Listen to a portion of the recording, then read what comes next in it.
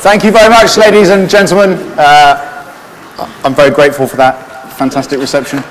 Happens every time I walk into a lecture theatre. Tonight's speaker in the latest of our In Conversation series is Jacob Rees-Mogg. He's been the MP for North East Somerset since 2010. He's a member of the Exiting the EU Committee of the House of Commons and head of the European Research Group.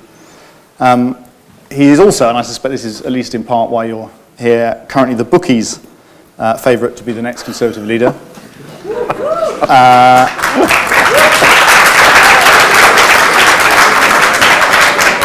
And actually, according to the Conservative Home Survey, which was out today, you're also the members' current favourite to be leader. And that piece says, by the way, that they initially didn't used to put you on the surveys, but they had to add your name because people kept writing your name in, so they've ended up having to put your name on the poll that they run. Well, my mother's very technologically sophisticated, she's busy. Now, the format of this event is the same as all the other ones that we've run. We will chat for sort of 30 to 40 minutes. You will grow increasingly frustrated at my inability to ask a pointed question, and that I resemble Jimmy Young, some of you will remember far more than Jeremy Paxman.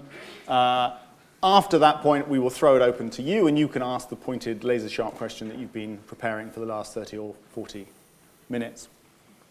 So let me start first by pouring you a drink, and secondly, without giving away any secrets and about other people we've invited to this series to speak. You're the only one we've had to employ an overflow lecture theatre for, and you're the only one where the event sold out within a couple of hours. What is it about someone who's been an MP for 7 years and never held ministerial office, or even been on his own party's front bench, that draws a crowd like that? Well, I put it entirely down to your organisation and the fact that people want to come and hear you. And that as the series has grown, more people want to come along. It's very hard to see oneself as others see one. However hard one tries, and it's one of the great aims that one should have in life, to try and understand what do other people see positively and negatively about one's own attributes, which is quite difficult to analyse. And so the honest answer is I don't really know why people want to come. I can only guess. And my guess would be the hope that I might say something slightly controversial, but perhaps most importantly, that I'll say what I think. And therefore, if you ask me a question, with a bit of luck, I'll answer it without particularly thinking whether spin doctors would think that was a good answer or not. And I have a feeling that there is a desire in politics for less controlled answers, more straightforward answers, that people can then engage with and argue back about. I mean, I'm very flattered that there are protesters outside. That's great, because they want to engage in political debate. And that's really important, because I think my arguments are good arguments, and if I can engage in debate, I might be able to persuade people that conservatism is worth supporting. Okay, well, we'll see if we can hold you to that answering questions as we proceed through for the next hour and a bit. Let's talk about the protest outside, because you are simultaneously maybe the most popular speaker we've invited to come along in the series since we've been running it for a year and a bit. But you're also the only one that's attracted a protest. So if I read to you the leaflet that was circulated from the Social Worker Student Society, you are apparently on the most reactionary wing of the Tory party. You're against abortion even in case of rape. You've been a staunch opponent of gay marriage. You're against the rights of EU nationals to stay. You voted against laws to promote equality and human rights, and you're a warmonger who voted against investigations into the Iraq war. It goes on. To be fair, it goes on quite a lot. I'll paraphrase. But this is our campus, it says, and we shouldn't be inviting politicians who are against the welfare and freedom of our diverse student and staff body. You're not welcome at Queen Mary as a pro-LGBT, pro-choice and anti-racist campus. And then there's a picture of you in a top hat. Do you recognise, when you say that you sometimes struggle to see people as others see you, do you recognise yourself in that description? Well, I'm sorry I didn't wear a top hat. I didn't realise it was compulsory. Had I done so, I'd obviously brought one along. Some things they say are simply wrong. that when you come to EU citizens, I said during the referendum campaign that I thought we should say, regardless of whether what point we left, that anyone who was here legally should be welcome.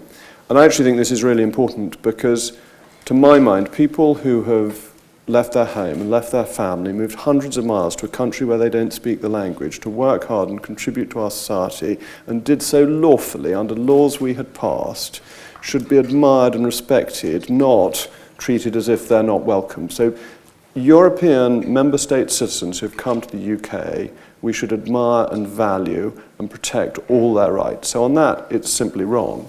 On the inquiry into the Iraq War, there was one vote in Parliament when I was there, whilst the Chilcot inquiry was already going on.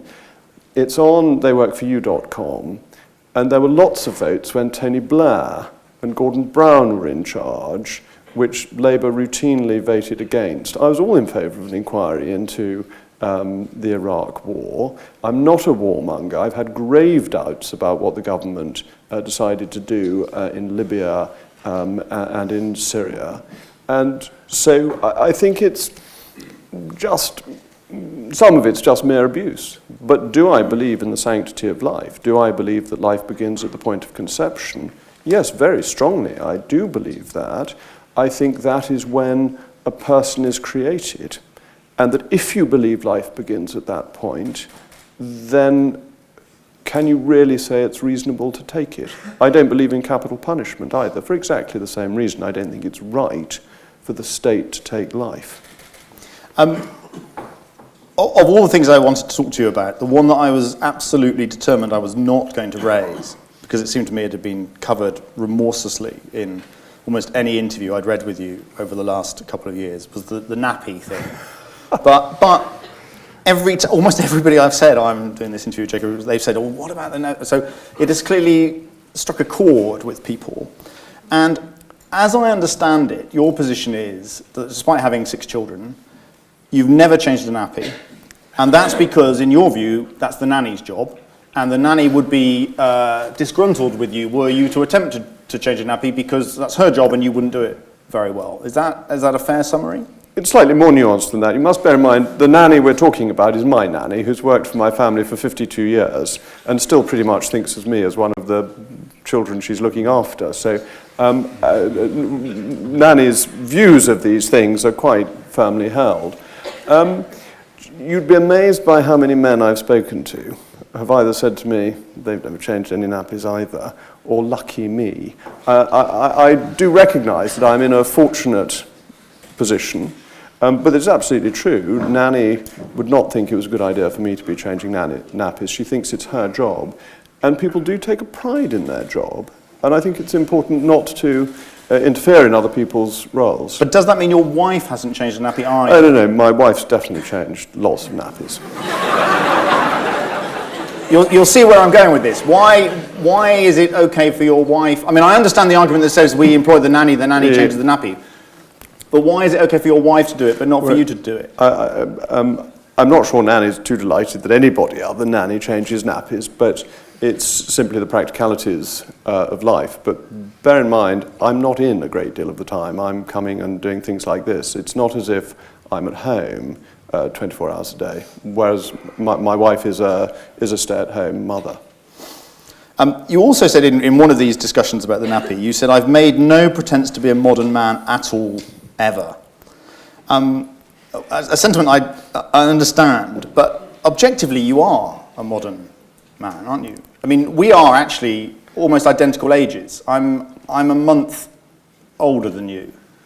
And I have to say, I'm loving this because most of my life I feel very crusty and old, and I'm now in the role of a sort of metrosexual hipster,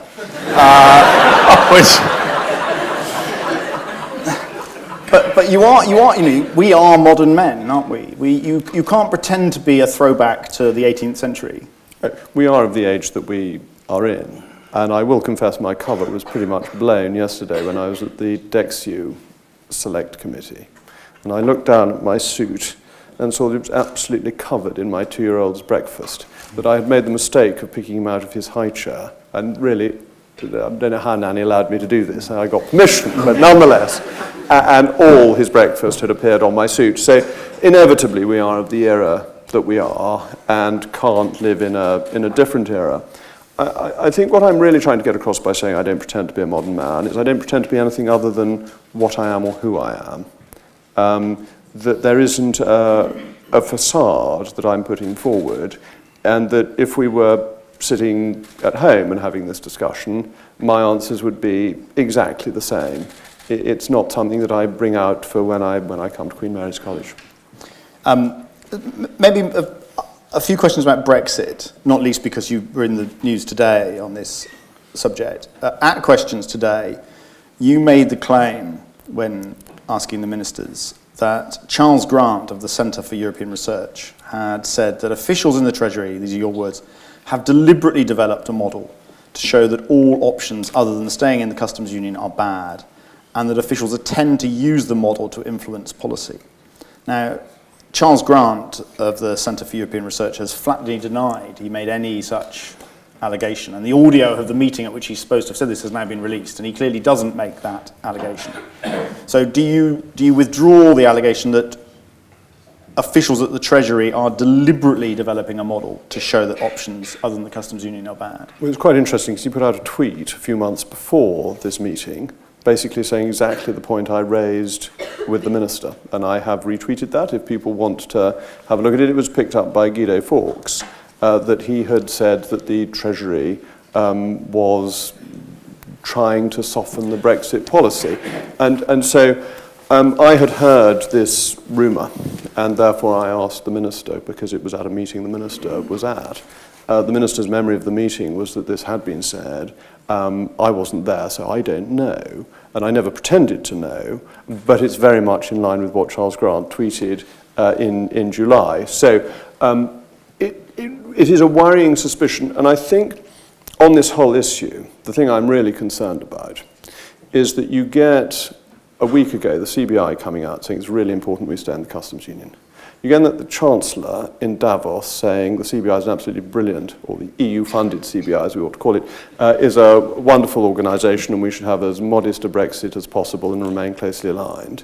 And then a few days after that, you have a leak of a Treasury-designed economic model that says the only thing to do is stay in the customs union. You just wonder whether there isn't a pattern in that, whether there isn't some orchestration rather than being an accidental constellation of the stars. But there may be some orchestration in those elements, and it may even be that Charles Grant's claim, which he made in the tweet you referred to, which is that the Treasury wanted us to stay in the customs union and was putting pressure, officials were putting pressure on. That's one thing. Your claim was slightly different, which was that they had deliberately developed a model in order to produce results that would end up arguing that case. Now, that's a much more specific claim, and that's the claim that Charles Grant says he didn't make. Okay, if he says he didn't make it, he says he didn't make it, but he made a very similar claim on Twitter. But if you look at the facts of what the Treasury is doing, they have produced something that models various scenarios for our trade that assumes we would apply the common external tariff to our trading partners once we've left the customs union. Well, this is absolutely bonkers. No government in its right mind would put tariffs on, higher tariffs than there already are, on food, clothing and footwear. That would simply make the standard of living of people in this country worse, for no benefit to this country. Why would any government do that? So the underlying assumptions of what the Treasury is producing its forecast based upon are designed to produce a bad outcome from the forecast. It's exactly what they did prior to the referendum, so it is of a piece. So what Charles Grant said or didn't say at a lunch doesn't really matter very much, and I never claimed to have heard it. No.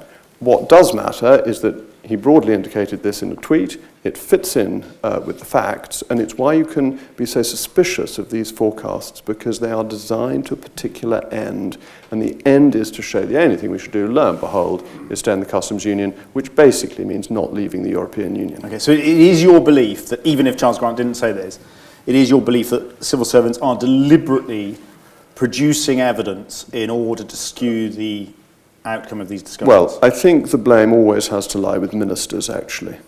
And we knew very clearly before the Brexit vote that the Treasury was being guided very strongly by the then Chancellor of the Exchequer. And I think it's the Chancellor of the Exchequer who has to take responsibility for his department. Okay.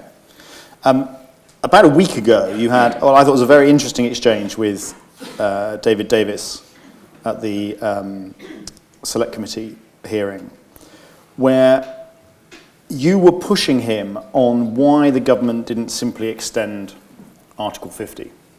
If not all of the negotiations can be achieved in time, rather than going into some sort of transitional or implementation stage, the government should simply push back Article 50. Now, he had an argument for why he didn't want to do that, but what I wasn't entirely clear about from the meeting was whether you were advocating your view or whether you were just trying to tease out the government's position. Is it your view that given where we currently are, the government should be extending Article 50? No, I was merely posing the question. And fortunately, since that exchange, the government's position has to some extent been clarified, so that the Prime Minister is now saying we will leave the requirement for free movement of people. And that's a very important part of having left the European Union, and therefore people who come after the date we've left will not have the same rights as those before, and that they are looking at a system, and the Prime Minister said this a couple of days ago, where we will not automatically accept new laws from the European Union. So if we're not accepting new laws, if we're out of the free movement of people, then the 30th of March is different from the 29th of March 2019. I was just posing the question, if this wasn't happening, which is what it seemed like when David Davis came before the committee, then were they not going to look at the argument about simply extending it? But it was never my preferred option. My preferred option has always been that we should leave on the 29th of March, and it should be an implementation period, implementing the decision to leave, rather than a transition period where you're transitioning from being a member to not being a member. Before the last election, you called for a pact between the Conservative Party and UKIP. Now, before the last election, before the last, yeah. Yeah. Now, UKIP have imploded somewhat since then, but there's still a sizable UKIP vote out there, and still UKIP members.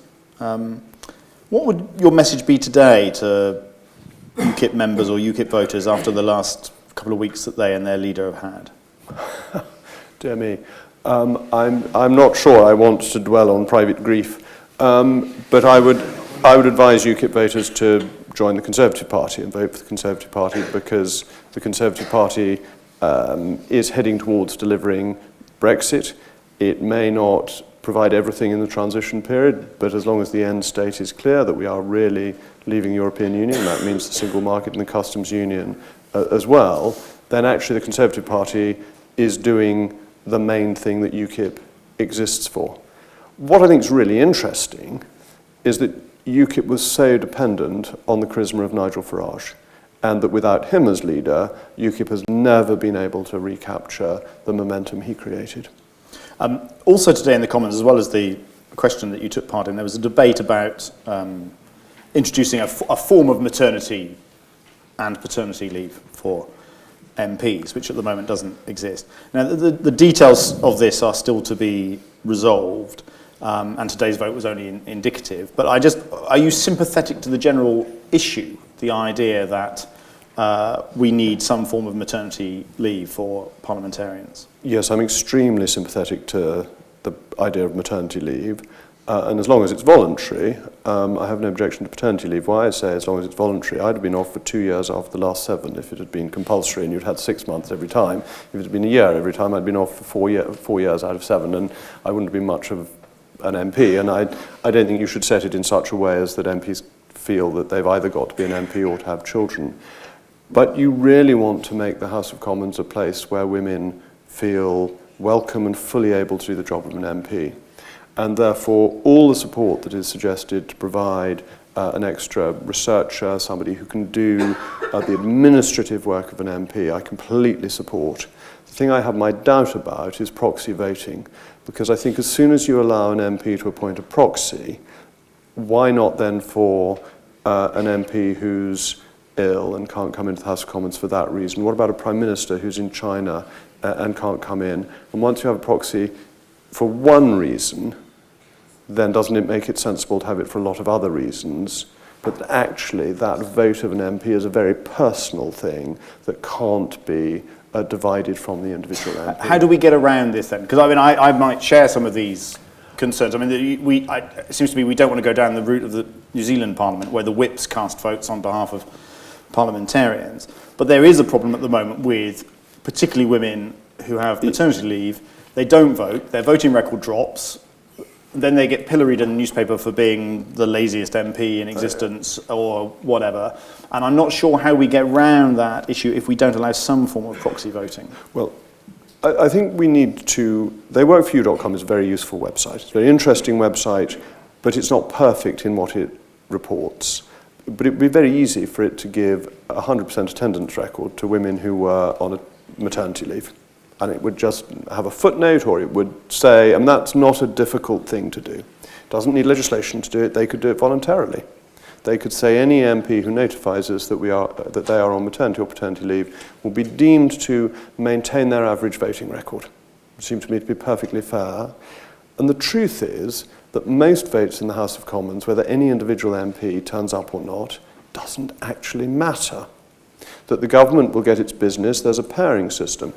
I've been on the DECSU committee, and for the first few months I was on it, one Conservative MP was off on maternity leave, and one Labour MP was off on maternity leave. It therefore balanced out, and this is often true out of the 650 MPs, that the government won't be dependent on women on maternity leave turning up to vote. There may be the really exceptional cases, and these are the occasions when the whips have people brought in by ambulance, people who are dying, you know particularly all the stuff around 1979, and what happened then, and to make sure that the government could keep going. Under those circumstances, if people who are on their deathbed are coming in on a very exceptional basis, I don't think it's that unreasonable for women who've had babies to come in on the same basis. What about the more general idea that the composition of the House of Commons matters? I mean, are you sympathetic to the idea that we have a problem in terms of the type of people who are becoming MPs? And that, bluntly, there are too many people like me and you in the House of Commons, and the place would be better if it was more diverse. I think the work of Baroness Jenkin and Women to Win has been tremendously important, because what it's done for the Conservative Party is persuade women of the highest calibre that what they want to do is be members of Parliament. And that's brought really, really first-class people in. And I think that's so much more important than saying we must have a quota. I think what you want to do is persuade people that their ambition is to become a member of Parliament, and you want to do that from as wide a variety of backgrounds as possible. I'll whisper this quietly, but you don't want everybody in the House of Commons to be like me.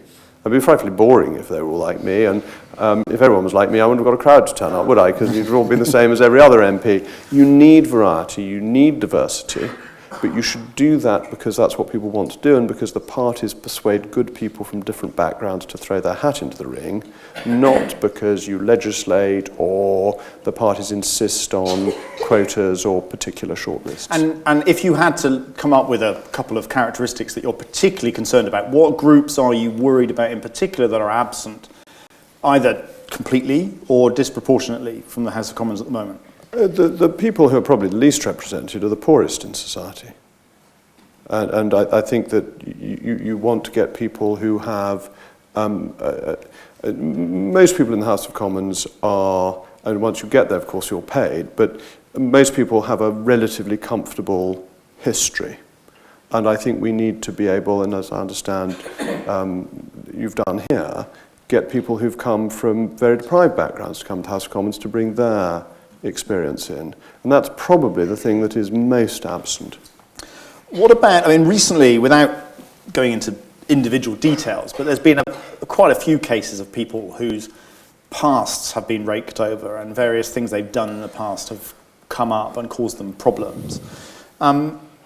To what extent does it matter what a politician did in their past? Or should we be more forgiving than we currently are about previous misdemeanours? Well, it's got to be contextualised and balanced. That if King Herod applied for membership of the House of Commons, you might think it wasn't altogether a good idea. If, on the other hand, somebody aged 20 kissed somebody under the mistletoe, it's not the end of the world. And I think people of my age who are relatively new to social media need to understand that people of a younger generation have put everything onto social media. And do we really want to elect people who at the age of 12 decided that they wanted to be politicians and therefore have never put anything of any kind on social media that could come back to bite them? I mean, it'd be a pretty boring lot, wouldn't it, if that's what you had? And so I think we need to have some proportionality, really. And that's in the eye of the voter. Does the voter mind? And sometimes I think the voter is much more relaxed about these things than fellow politicians who are endlessly in the search of a gaffe. Let's talk a little bit about the Conservative Party and its current state. Last November you met with Steve Bannon. Now, leaving aside Trump, who strikes me as a unique phenomenon,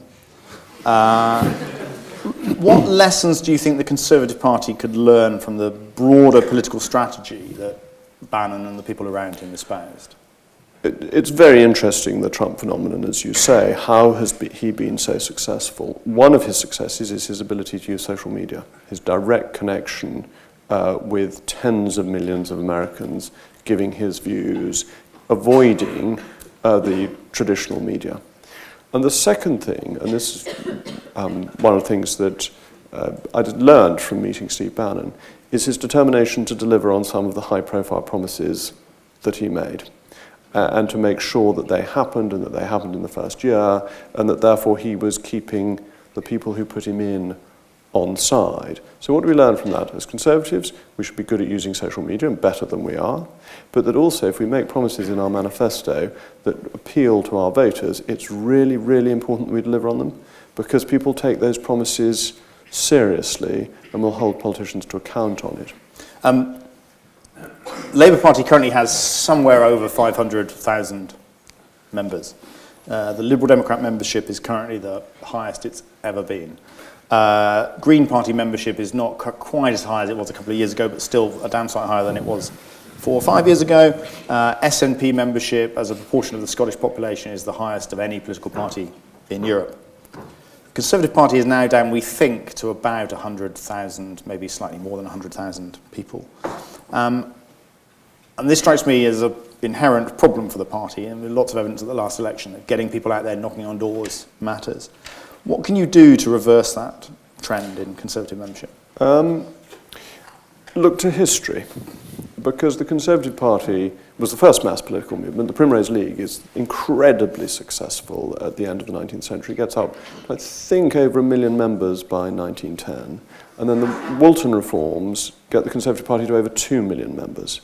So how did they do it? Well, they did it on a grassroots basis. What's interesting about the Labour Party, actually, is that it's been a grassroots movement. It's come up from the country, not been directed from the Labour Party headquarters, and that's where momentum's come from.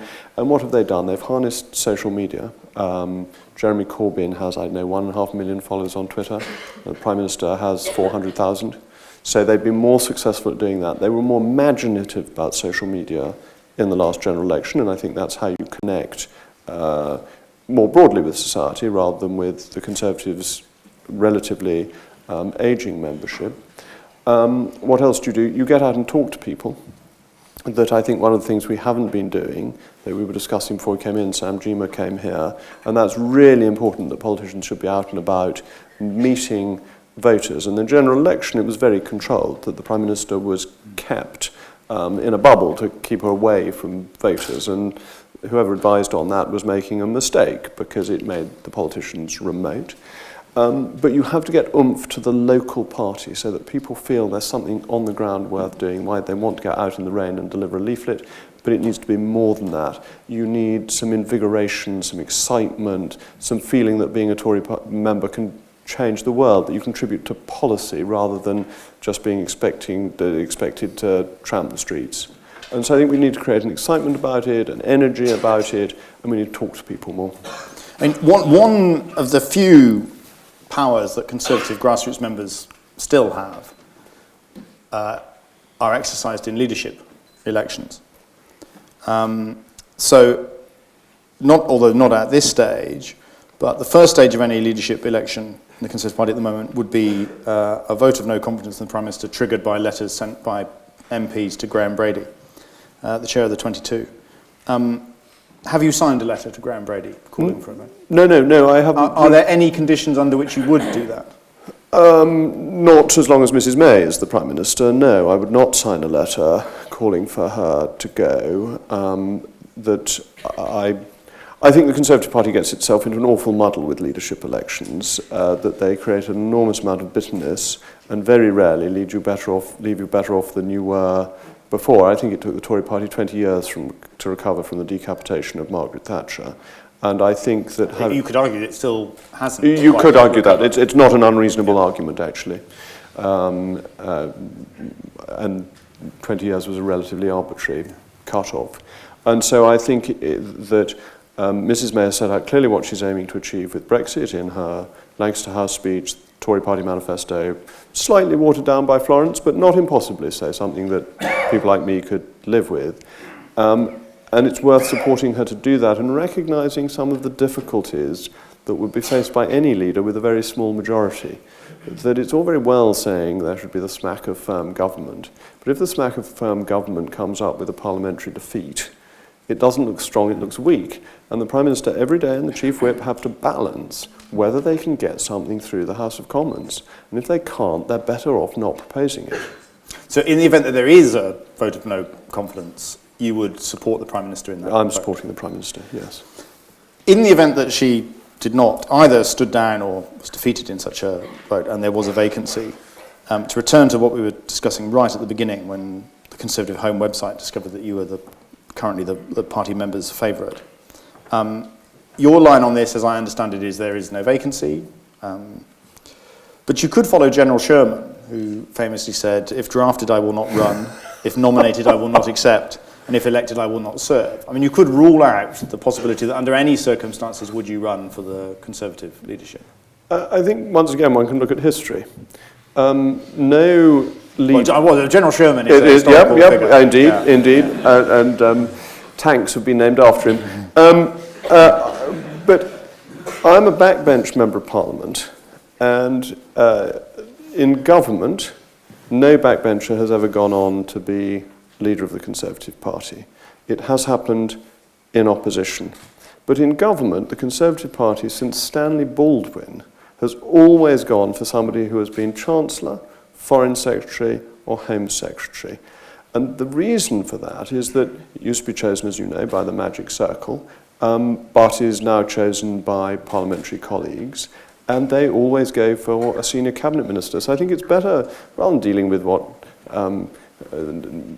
I might say or not, to deal with the practicalities. And the practicalities of the backbench MP, it is very hard to see how I could be a candidate of any seriousness. No, it's not. It's very easy to see how you could become a candidate.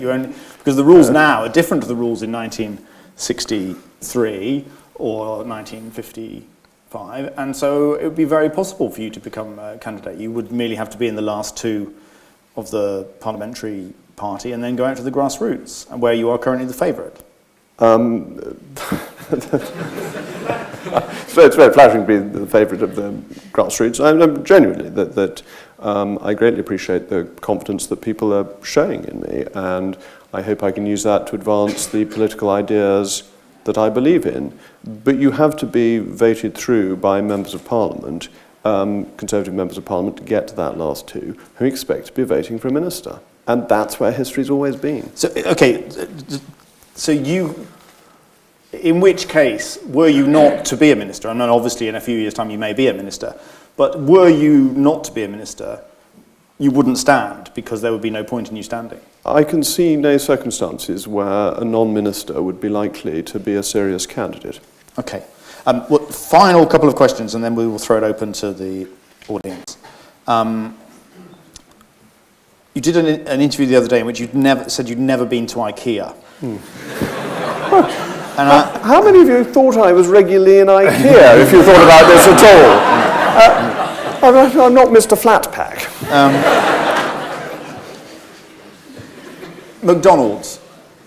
Have you ever been to a McDonald's? I have. I actually quite like McDonald's. Weatherspoons. Have you ever been in a Weatherspoons? I've been to Weatherspoons, yes.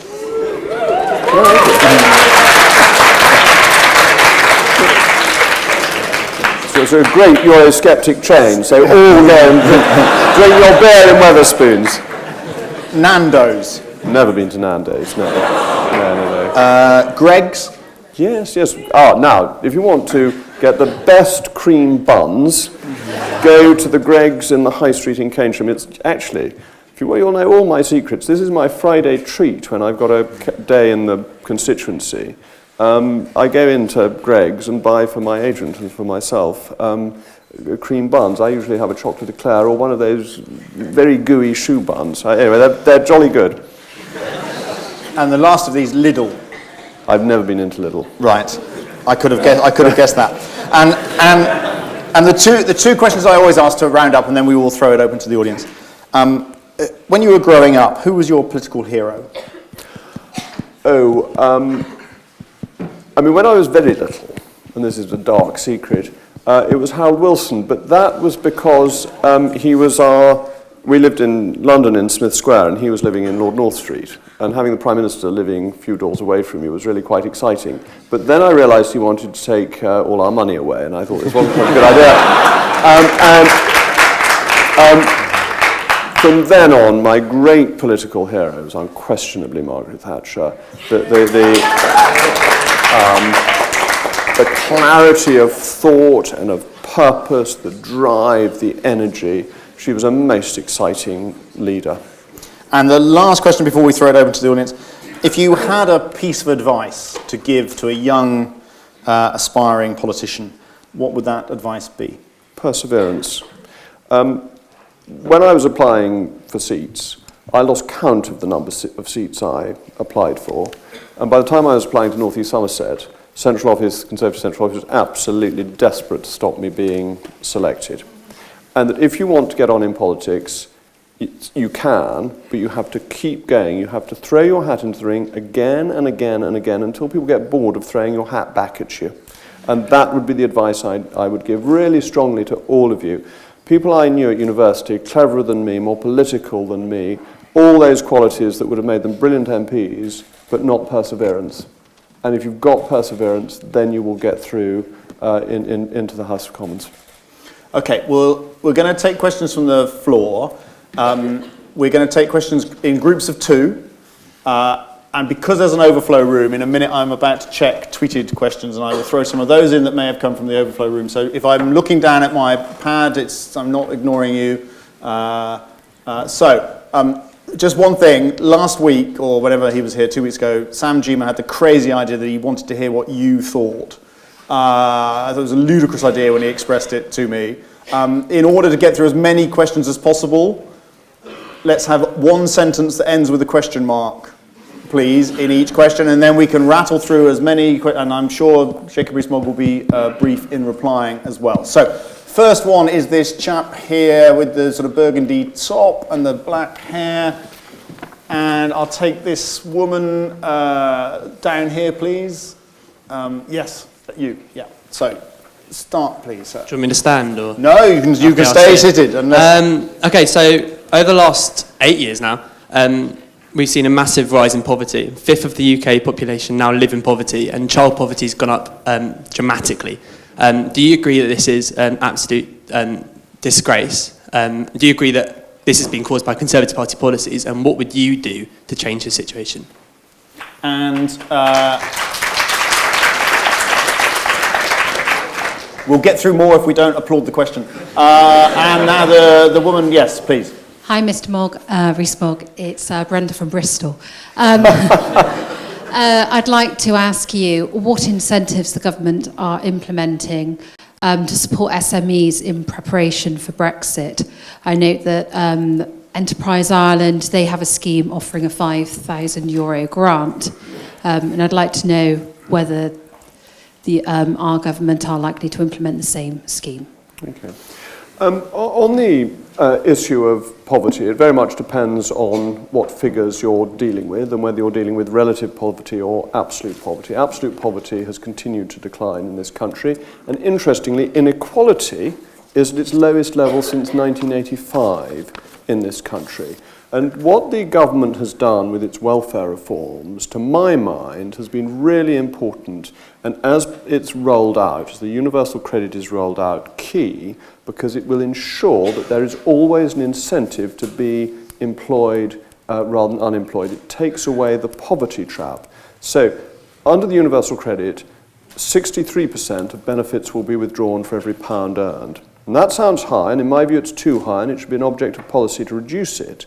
But currently it's over 90% that is withdrawn, which means that people who go into work find that they can be worse off than if they remain on benefits. And the best way out of poverty is work, and that's always been the case. So the universal credit is the greatest answer to dealing with the poverty issue, but it's a relative poverty issue in this country, not an absolute poverty issue. In terms of what is the government doing to help SMEs, as far as I'm aware, there are no specific grants in relation to Brexit. What the government ought to be doing, and it's easier for me as a backbencher to say what the government ought to be doing, it should be ensuring that we get the benefits of Brexit, and that is taking some of the regulations off the shoulders of SMEs. It was rumoured before the last budget that the Chancellor wanted to lower the VAT threshold, so that more companies would have had the bureaucracy of dealing with VAT. It's completely the wrong way around. What we want to be doing is raising the VAT thresholds to take the administrative burden off companies. There's this whole proposal for digitisation of tax, so that companies, small companies, have to make quarterly returns. This is absolutely bananas. It will put people off going into business, and it will make small businesses have higher costs because they will simply have to pay their accountants more to make the returns. So what I would like to see us do is stop thinking of silly regulations that will make life of SMEs worse, and then once we've left the European Union, and that relates to the VAT threshold, which we can't put up until we've left the European Union, look at ways of easing regulations on SMEs so they can get on with the business of doing business, which is what they want. Okay, I'll take the woman in the front row, one of my former students, always welcome back. And the chap in the sort of orangey shirt there. Yes, please. Mr. Rees-Mogg, I just wanted to ask you a quick something about the motion that was passed last night on restoration and renewal. Do you feel like, due to the fact that Parliament voted for a full decant, albeit temporary, do you feel that this could have a severe short-term and long-term effect on our well-evolved parliamentary democracy? Is there a risk that it may never return back to normal? And is Parliament, particularly the House of Commons, massively underestimating the impact this could have on our Parliament and how it functions? Yeah, please. Hi. In a hypothetical situation where you become Prime Minister in 10, 15 years' time, would you hold votes to change laws on same-sex marriage and abortion, or do you think they've been decided already and you just leave them as they are? And on that subject, because I said I'd take some questions from social media from people in the other overflow room, someone has explicitly asked, would you stand under a Conservative leader who was pro-choice, pro-gay marriage and pro-trans rights in order to stop Jeremy Corbyn getting into Downing Street? Okay, I'll answer all three of those questions. The first question on restoration and renewal. I was on the committee that looked at it, and the reason I voted against the motion yesterday was I think we need to start again on the basis of which we're doing it, because we voted in favour, and I agreed to this, to full decant on the basis that a temporary chamber could be put up in Richmond House, in the courtyard outside Richmond House, which would have been relatively cheap. It turned out that the people who had given us thousands of pages of report, these really expensive consultants, got their measurements wrong by 16 feet and 4 inches. And therefore they've got to knock down the whole of Richmond House and rebuild it, other than the facade which is listed, so it's even more expensive than just knocking the whole thing down. I then discovered today that the same approach had been done with the Elizabeth Tower. In the Elizabeth Tower, the price has doubled from 30 million to 60 million. And they were going to put a lift in it, but they've now discovered that the tower would have to be widened to do that because the height is so high that the coil that you need to wind the wires around that pull the lift up. I mean, I'm not an engineer, so forgive me if this is the ABC of engineering approach. They'd have to widen the tower to fit it in, which they can't do. So we get cost estimates that are completely wrong. We get facts, simple facts. It is not difficult to measure the side of a courtyard. And then we decide to spend £4 billion on the basis of wrong facts. And I think that's a great mistake and the wrong way to treat public money. To the heart of your question, there's a wonderful line of Winston Churchill's, which I paraphrase. He said, "We make our buildings and then our buildings make us." Part of our constitutional system is the chance that we started the House of Commons in St Stephen's Chapel and therefore were opposite each other. And that is why the debates are as they are. That's why we've got a two-party system. That is why we have an adversarial system. If we'd remained in the Chapter House in Westminster Abbey, which is in a circle, our political life would be very difficult. So yes, there is a worry that if we move out and we move to some strange auditorium, we may find that we never move back and it has political consequences. On the two questions on some of the broader moral issues, the country has made up its mind on these issues. I have my views as a practicing Catholic, and my strongest view is on the issue of life, and that the point that life begins at conception and ends at natural death. I'm also opposed to capital punishment, as I said earlier, but also to euthanasia. I don't think it is right for the state to take life. And I think there are very practical reasons on the euthanasia issue as well. But the law is the settled opinion of the country. I may wish it were not so, but I'm not going to change that. I have no ability to change that. Would I serve under a Prime Minister who took a different view from me? Yes, of course I would. That Theresa May does not hold these views. I don't actually know in detail what her views are, but I am happy to support the leader of the Conservative Party because all these votes are free votes. They are conscience votes. And the conscience of the country is not in the same place as my conscience. But I believe in freedom of conscience and I believe in democracy, and that therefore, if that is the state of play, that is something I accept. And it is for the country at large to decide these issues, and that's where they've been decided. So no, I'm not seeking to impose my conscience on the rest of society. I understand that answer, but were you in the hypothetical situation that the questioner asked to be Prime Minister, whilst you couldn't impose because other people have views as well, you would not exactly be in a weak position, and you could at least guide and nudge to reopen some of these questions. And presumably, since these matters are so important to you, it would be an abdication of responsibility were you not to try to reopen debate on some of these questions. I think you've got to be realistic about what you can do in politics. Margaret Thatcher was a strong believer in capital punishment, and she tried, as Prime Minister, to nudge people back in favour of capital punishment, and they would not be nudged. And the House of Commons consistently voted against it under her leadership. The Prime Minister's authority over the moral questions is very, very limited, and quite rightly, we don't want to live in Iran. And I don't see myself as being an Ayatollah. And so I have my views. I think they're very important, and I don't back away from them. Don't misunderstand me. I'm not saying that I think my views are wrong, but they are not the law of the land. They are not going to be the law of the land. And it is quite right that other people's conscience should determine equally with mine, but mine as one conscience against many.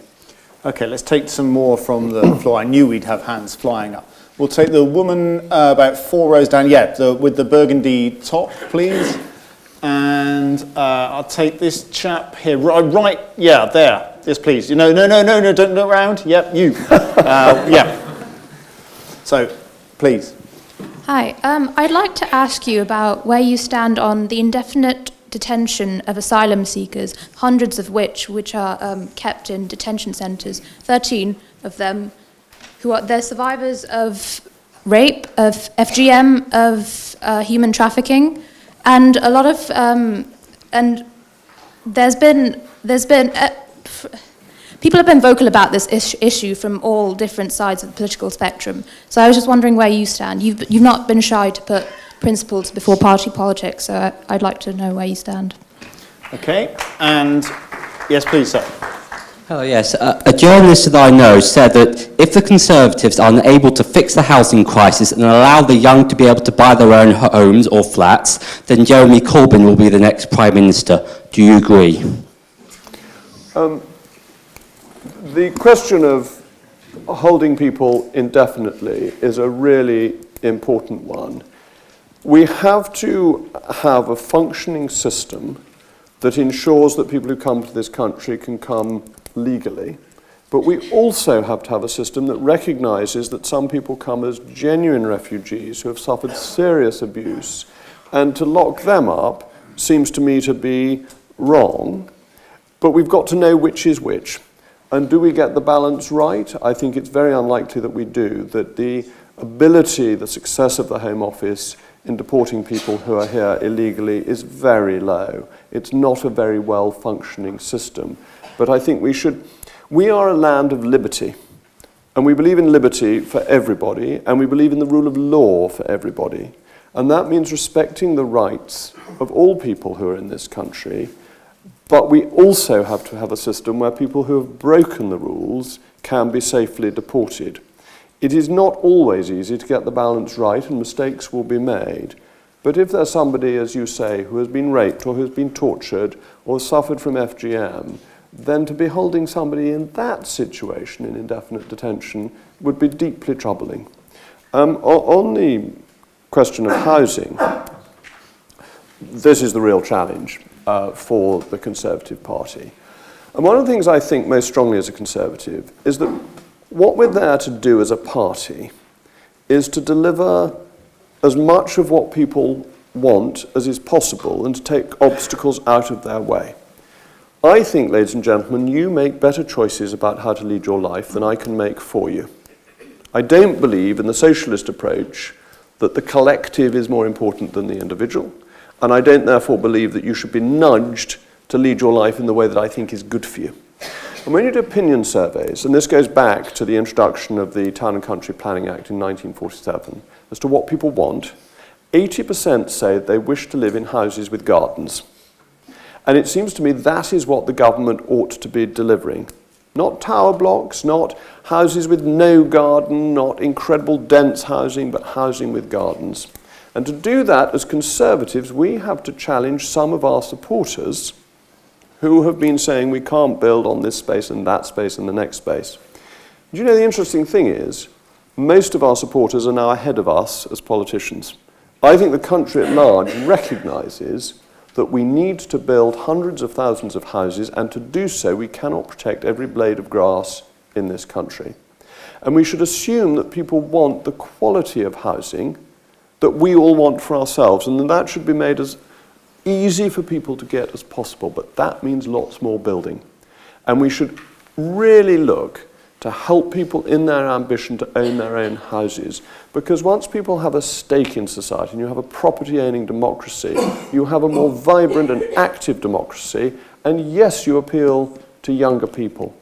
You said that Sam upset everybody by wanting people he upset me. He upset me. They all loved him. But I'm going to upset you too.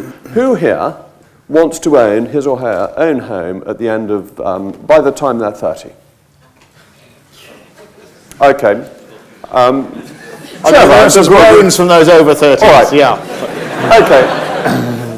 Almost all of you put your hands up for that. Now look, what do I think as a politician? What did I say? I should try and take the obstacles out of your path that allow you to lead the lives you want to lead. Therefore, we have a real challenge to build more houses, because if none of you are able to achieve those ambitions, why not have Jeremy Corbyn pinch everybody's money and give it to Caracas?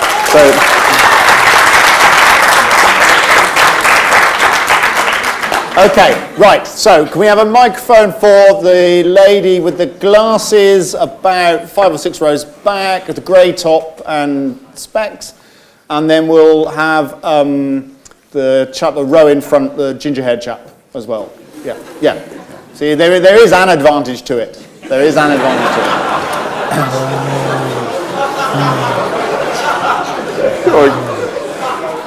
Right, yes, please. Oh, okay. Hi. So you and some of your colleagues use your Christian faith to justify your stance on certain issues and topics. But when you look at the Gospels and what Jesus taught, there was such an emphasis on looking after the most poor and the most vulnerable and marginalised in society. Yet when you look at your own voting record, some of the arguments you make and rhetoric, and that of some of your colleagues, it seems like you ignore this fundamental aspect of the Christian faith. So I was just wondering what that's about. And then, yeah. Thank you. Obviously, Mr. Rees-Mogg, you are on the Conservative wing of the Conservative Party. Do you think there is a place for classical liberalism in the Conservative Party? I might ask them in reverse order, because that is a very easy question to answer, because I'm probably more of a classical liberal than you think.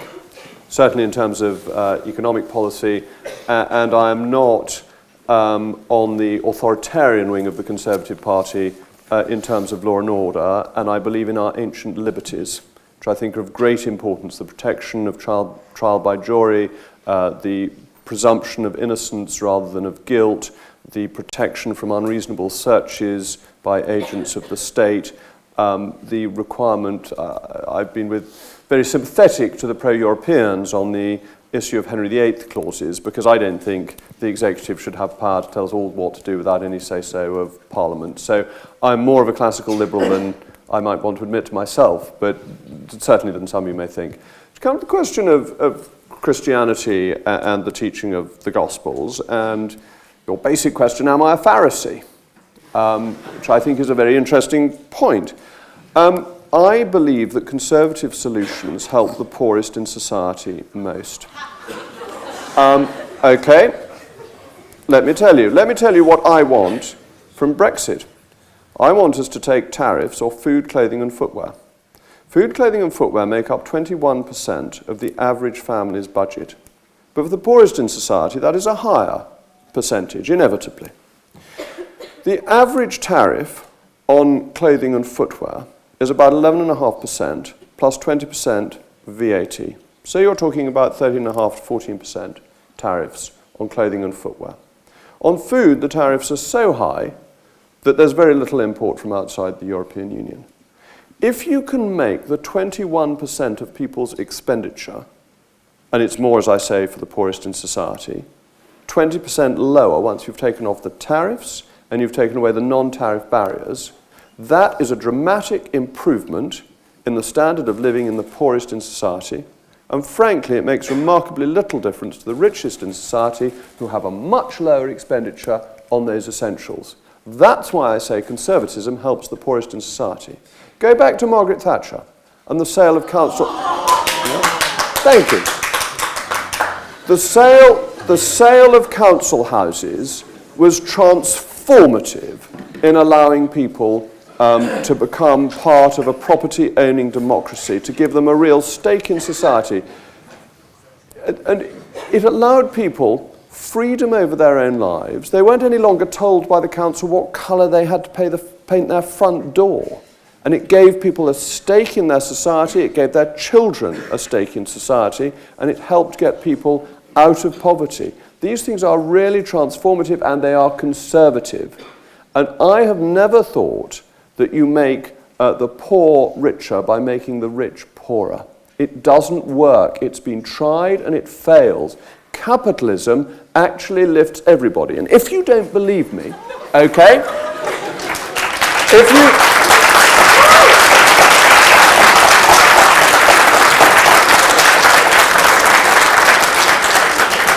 if you don't believe me, look at the transformation globally as China and India have become capitalist. If you go back to 1980, over 50% of the world was living on under $1 a day. This is now under 20%, and it's almost entirely down to China and India, and China and India have abandoned socialism. And that has lifted the poorest in the world standard of living. And those of us who are capitalists should be really proud of that, because that is a capitalist success.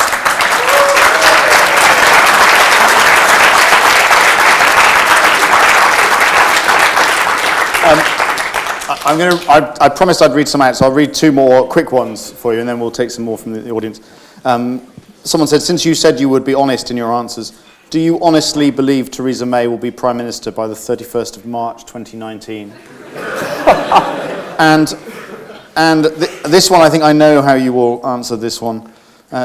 Did you enjoy Frankie Boyle's description of you as, quote, a composite drawn from the nightmares of 18th century mill workers? Yes, and I think most of the mill workers were 19th century rather than 18th century, so I would have enjoyed it more if he'd been a little bit more historically accurate. Right. Okay, we will take I'll take this woman in the front row with the black hair, and then I'll take this woman also in about the third row with the black hair, please. Yeah. Do you agree with the decision to remove grid girls from the F1 and other sports and things like this? And please. So you've been quite vocal in saying that you're critical of Treasury's analysis against Brexit, but I wonder how critical were you of the analysis that was being presented in favour of Brexit leading up to the referendum? For instance, ones that were found to be not exactly accurate, like the savings that could go to the NHS and everything. Okay, so we got grid girls and that damn bus. Yeah. It's a really interesting question, because I believe in a free society where people should be free to do what they want, and that it's therefore, I think, not an area where the state should say yes or no. But as you know, I'm quite old-fashioned. And I believe in treating ladies with respect. And I don't think Grid Girls is treating ladies with respect. I think it is viewing them, it's objectifying them. And frankly, I've never felt comfortable with it. We have in the hall one of the most distinguished political commentators of our time. And I'm quite glad that his newspaper no longer has a naked lady on page 3, because its political commentary was always on page 2. And I always felt rather embarrassed reading page 2 when there was this picture on page 3. So I think it's all about treating people with respect, which I am so strongly in favour of doing. And therefore, perhaps I'm just an old prude, bit of a stuffed shirt. I'm quite happy that these things are fading out. I don't think they add to society, but I don't want to enforce my will in this area on other people. I think it's for society to decide, for the grid girls to decide, for Formula One to decide. I don't think it's a matter for legislation.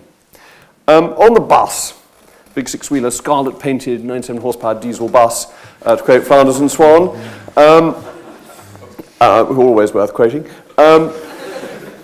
As an aside, I went on safari on honeymoon, and it's amazing my marriage lasted 3 weeks because I kept on singing the Flanders and Swan songs about the various animals we kept on seeing. Anyway, leaving that to one side, in any campaign, people use figures that are available to them to promote their cause.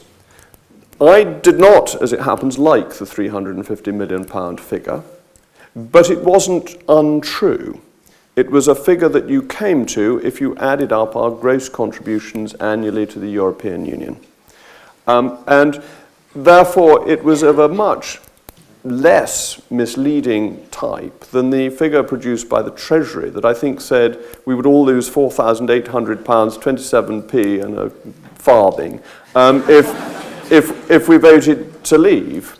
And the Bank of England, who I thought was particularly disgraceful, I kept on asking the governor of the Bank of England, why didn't he say, before a general election, the consequences of another party's policies? Never gave a view on that, because it's not for the Bank of England, an independent body, to dip its hands in political controversy.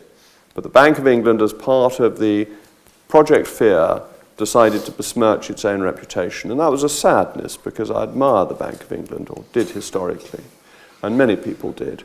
So I don't think the 350 million figure was as bad or as egregious as the figures that came out in the Treasury. And I think the Treasury abused its official status and the money, our money, taxpayers' money, to campaign on one side rather than the other. And I thought that was completely improper. At least the slogan on the side of the bus was paid for by volunteers, by donors. It wasn't taxpayers' money paying for that. The junk that was coming out of the Treasury was paid for by you, ladies and gentlemen. On that subject, and again, picking up a question that someone's tweeted, so Carney, presumably, you have no confidence in and should be replaced. That's your view. I think you're on record. I've said that before. I'll say it as many times as you like. Yes. But you'd say it again if you want. All right. Carney, delenda est. Yes. Yeah. You clearly also don't have much faith in the Chancellor, so he should also go. That is a matter for the Prime Minister. Okay, why did let's say it is a matter for the Prime Minister. Who would be your choice to replace the current Chancellor? I think in these things it is a matter for the Prime Minister. That's the constitutional norm. The Prime Minister has to form Her Majesty's government, but on the advice of the Prime Minister. I have confidence in the Prime Minister, and therefore I think I shouldn't pick and choose this minister and that minister. I've made comments about the Chancellor. I think he's become a semi-detached member of the Cabinet. I think he is freelancing and undermining the constitutional principle of collective responsibility. But just because the Chancellor undermines the Constitution doesn't mean that I should too. But he's not the only one, is he? I mean, if we're going to be kicking people out for undermining collective responsibility, we're about to have quite a clear out of the Cabinet, it seems to me. No, I'm not sure I follow that. I think you follow it perfectly, but we'll take two more questions. So the chap with the sort of peroxide-y thing on his head, and similar up here again on the left. Yeah, the chap with the yes, you sir. Yeah. Please. Hello. I think it's very interesting that you're prepared to joke about a lot of these issues when a lot of people right now are dying because of your party's policies. There are a lot of people who are very poor, and you say you care for the poor, but I don't think you can do. Taxes help the poor. What you're doing doesn't, and I don't think even you are that stupid to think that you care for the poor. And, yes, please. Hi. When I graduate from my degree at Queen Mary, I will have approximately sort of 50 grand's worth of debt. If I go on to do a master's, which I plan to do, it'll be even more than that. I'm also aware that your son is nearly done with his degree at Oxford, and I may be wrong, but did he have to take a student loan, and how does he plan to pay it off, if so? Do you think it's right that starting out in society, before you even take a job, there is inequality present? Okay, thank you. To come to the first question first, I just think that's wrong. In every sense, that the welfare net in this country is a working one, that it provides a basic level of support for everybody, and that is quite right. That taxation as a percentage of GDP is at the highest level it's been since the early 1970s. There's very little evidence that it would be possible to raise a higher percent of GDP in taxation, and that the top 1% of taxpayers at current rates are paying 27% of the total income tax take. In 1979, when tax rates were at 83% plus an unearned income surcharge that got it up to 98%, the top 1% of taxpayers paid 6% of total income tax. So lower rates, a thriving economy, provides more revenue for the government to provide the public services that people need. And that is economically demonstrable across the world. And I think this slightly hysterical talk about people are dying is belittling the argument. It's just not true. And to come...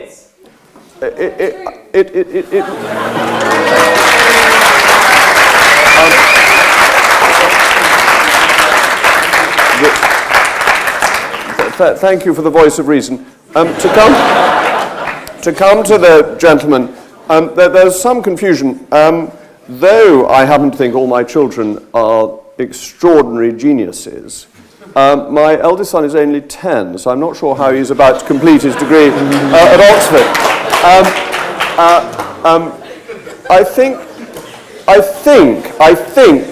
I think Pitt the Younger went to Cambridge at the age of 11, but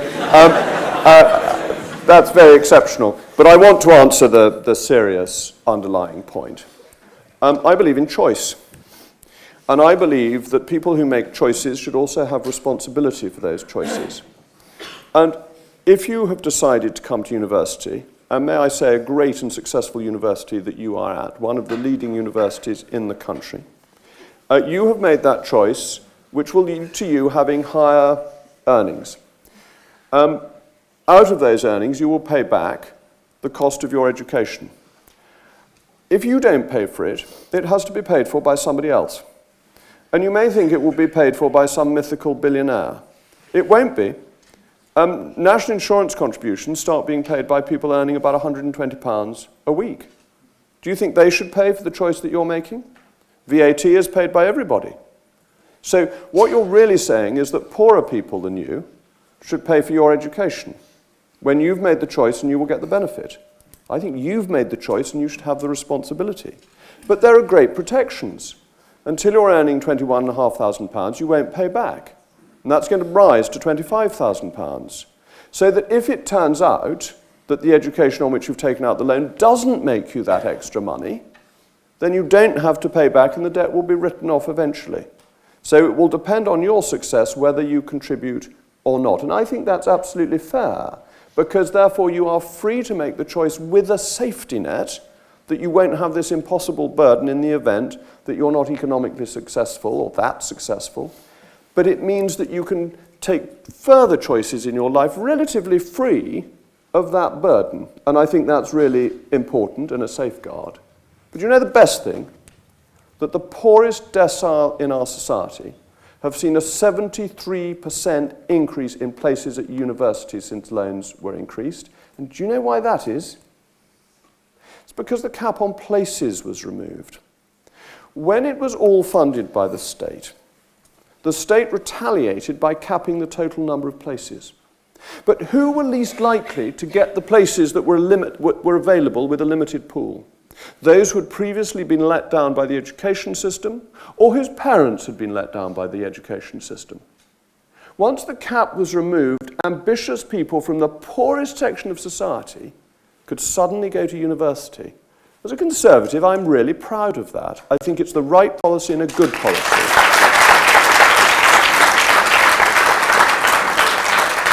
Okay, I'm very aware of the time, and I should just say that as soon as we've done this next round of questions, Jacob has to leave. So what we're going to do, let me make this clear, I'll take 2 more questions. I've got one on the pad as well.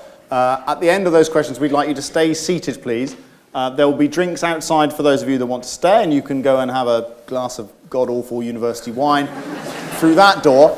We will be leaving through that door, and there won't, I'm afraid, be time to do photos and all that sort of modern nonsense that some of you seem to like doing. So I'll take the last 2. I'll take the woman here, with the white roll-necked top, and I'll take the woman in the sort of black. With your hand couldn't be any straighter if it had a rod through your arm. With the black top there, please. Yes. Okay. Thank you. You said you would see yourself as kind of a classical liberal, and that people should be free to act as they wish. And so I was wondering what your stance was on the criminalisation or decriminalisation of drugs.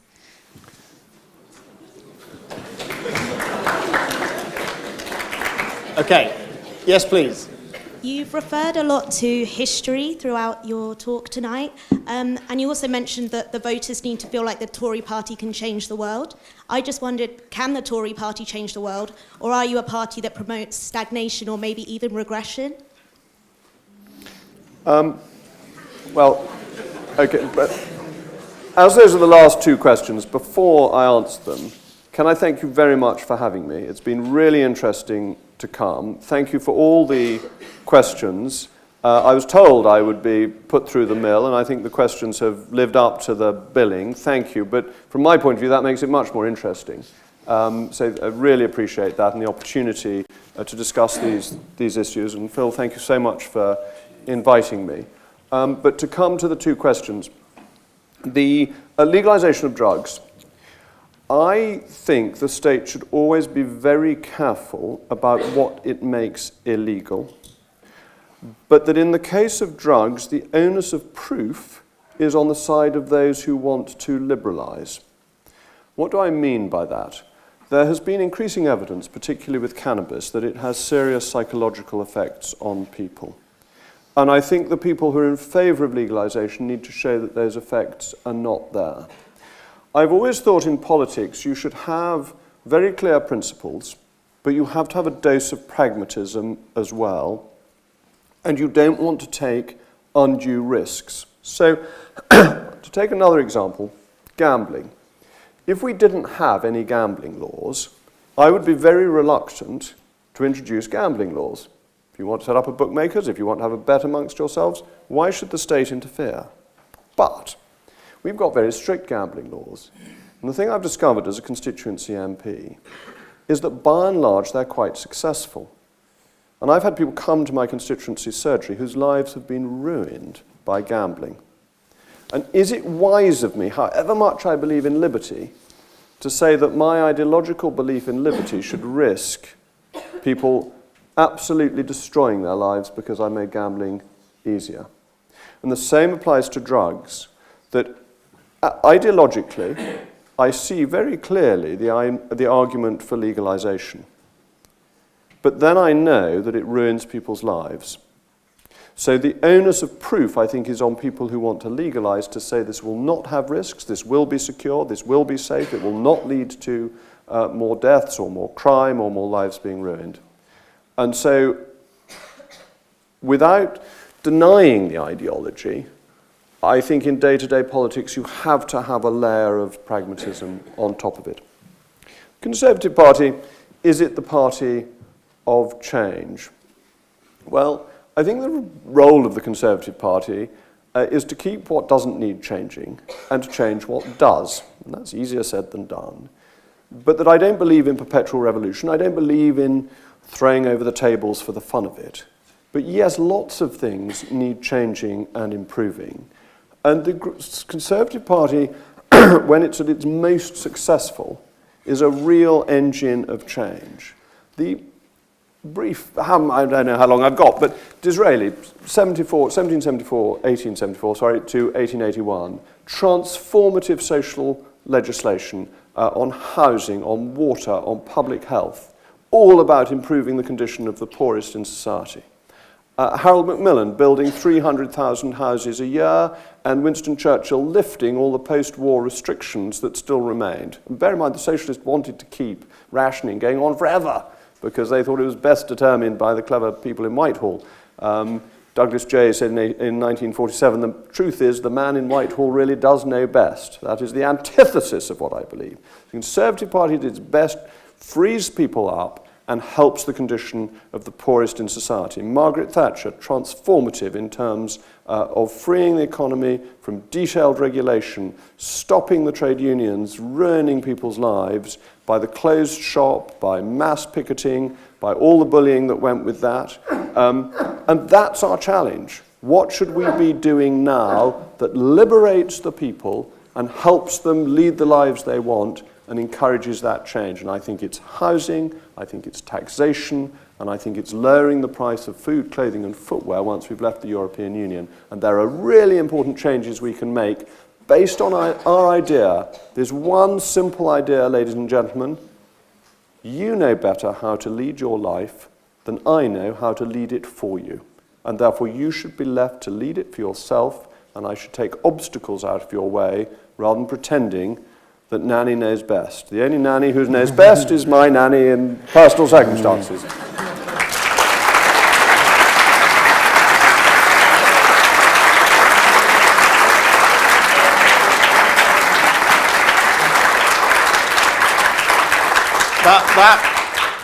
That was the sort of answer that will either have you clapping or you shaking your head, and you indicate how you want.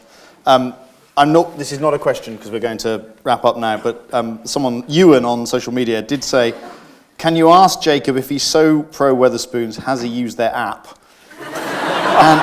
But he follows, he says, if so, I'll be on table 50 at the Half Moon in half an hour.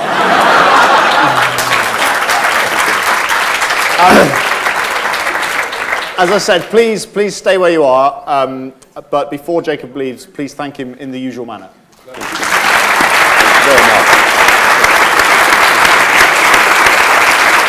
Thank you very much.